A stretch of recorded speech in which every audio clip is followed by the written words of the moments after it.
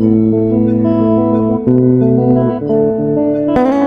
Big Tony, tu viens là, on va faire le bilan économique de mon pays et l'Afrique entière là. Mais où sont partis mes amis islameurs au Tchad ou en Europe ou en Afrique? On devrait faire parler un peu du bilan économique de ce pays qui ne marche plus. Renzo, mais pousse-moi le son et je fais le bilan économique là.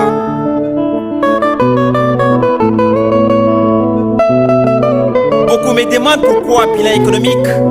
La réponse est simple car du coup il y a de cela plus d'indépendance que mon pays et mon continent sont au fond du gouffre économiquement.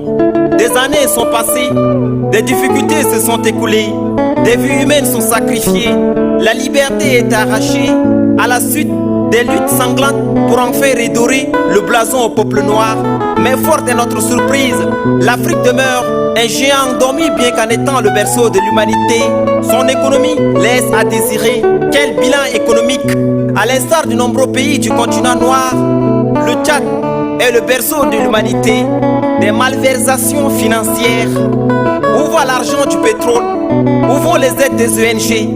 Ces interrogations ont bien des implications et des imperfections. Des ministères qui fonctionnent au ralenti, au tort exclusif de la population qui vit face à une affiliation croissante. Des services publics qui travaillent au ralenti séchant les bureaux à midi. Alors ils doivent aller jusqu'à 15 heures, puisque le samedi est chômé et payé. Pas de sanctions ni d'avertissement. Pour ces nantiers, il faut réduire le pays pour une augmentation des salaires.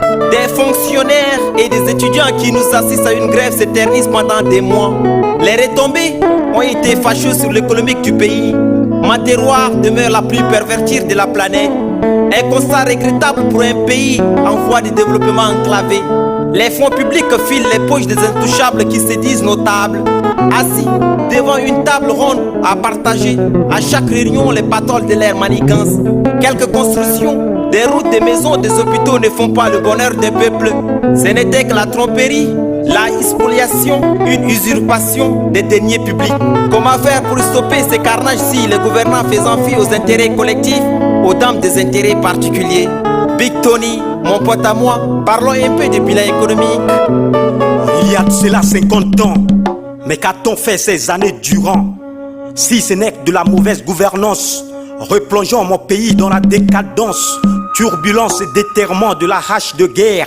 Chers compatriotes, que cela ne se répète guère. Si on rêve d'un Tchad prospère, Tchadien, que tu sois du nord à l'est, du sud à l'ouest, animistes, chrétiens, musulmans, soyons soudés comme un seul corps pour bâtir une nation heureuse.